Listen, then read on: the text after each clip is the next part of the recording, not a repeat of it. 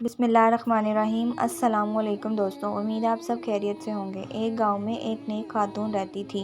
وہ بہت زیادہ سخی تھی۔ وہ اتنی نیک دل، اتنی مہمان نواز اور قدر غریبوں پر خرچ کرنے والی تھی کہ لوگ اسے خاتون تائی کی بیٹی کہتے تھے۔ وہ گاؤں سڑک کے قریب ہی تھی۔ پہلے تو کوئی مستقبل بس اسٹاپ نہ تھا، مگر دیہاتی لوگوں کی آمد رفت کی وجہ سے آہستہ آہستہ سڑک کے اوپر بس اسٹاپ بن گیا۔ اندر کے علاقوں کے دیہاتی لوگ 5-10 میل چل کر وہاں آ کر خرید و فروخت کے لیے بس پر بیٹھ کر شہر کو جائیں گے۔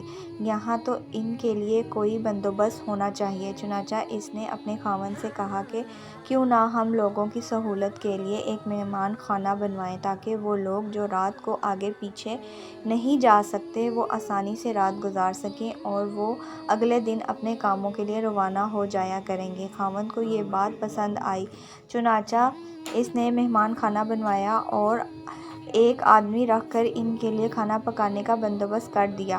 اب لوگ آنے جانے لگے۔ جو آگے پیچھے نہیں جا سکتا تھا وہ رات کے وقت وہاں سے کھانا کھاتا اور آرام سے سو جاتا، پھر رات گزار کر اپنے کام کے لیے چلا جاتا۔ پھر کسی خیر خواہ نے اس کے خاوند کو یہ مشورہ دیا کہ آپ کی بیوی تو آپ کو کنگال کر دے گی، روزانہ اتنا کھانا پکتا ہے اور فالتو لوگ آ کر کھا کر جاتے ہیں، اس سخاوت کا کیا فائدہ؟ جب دوستوں نے خاوند کو بار بار مشورہ دیا تو خاوند کے دل میں بھی یہ بات آ گئی کہ یہ تو واقعی لوگوں نے تماشا بنا لیا ہے۔ چنانچہ اس نے ایک دن فیصلہ کر لیا کہ مہمان خانہ بند کر دیا جائے۔ کیونکہ بیوی کو پتہ چلا تو وہ پریشان ہو گئی۔ جب پروردگار نے ہمیں اتنی زمینیں دی تھیں کہ ہماری اپنی گندم سے ہی روٹی بنتی تھی اور سارا سال مہمان نوازی کا ثواب ملتا تھا، اب یہ نیکی کا ذریعہ بند ہو جائے گا۔ لیکن وہ جب خاوند نے کہہ دیا تو بیوی خاموش ہو گئی۔ نیک بیویاں پھر بات کرنے کے لیے موقع ڈھونڈا کرتی ہیں، جھگڑا نہیں کیا کرتی۔ چنانچہ وہ موقع کی تلاش میں رہی۔ ایک دن خاوند سے کہنے لگی کہ آج میری طبیعت کچھ اداس سی ہے، گھر میں رہ کر تنگ سی آ گئی ہوں، نہ زمینوں سے ذرا ہو آؤں۔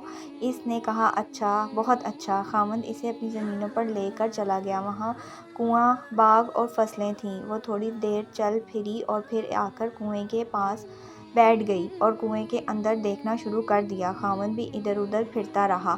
کافی دیر بعد کہنے لگا نیک بخت چلیں، دیر ہو رہی ہے۔ کہنے لگی بس چلتے ہیں۔ پھر کنویں کے اندر دوبارہ جھانکنا شروع کر دیا۔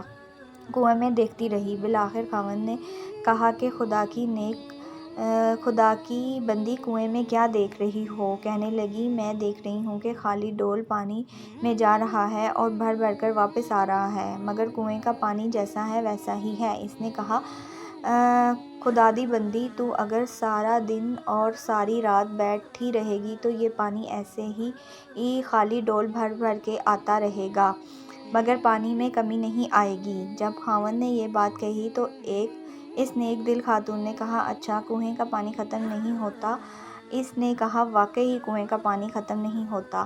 یہ سن کر وہ کہنے لگی اللہ نے ہمارے گھر کے اندر بھی ایک کنواں جاری کیا تھا، لوگ خالی پیٹ آتے تھے اور پیٹ کا ڈول بھر کے جاتے تھے، تمہیں کیوں ڈر ہوا کہ اللہ تعالیٰ ہمیں اس کنویں کے پانی کو کم کر دیں گے؟ بیوی کی بات سن کر خاوند کے دل پر ایسی چوٹ پڑی کہ کہنے لگا میں مہمان خانے کو دوبارہ جاری کرتا ہوں۔ چنانچہ وہ خاتون جب تک زندہ رہی اس علاقے میں وہ مہمان خانہ اسی طرح جاری رہا۔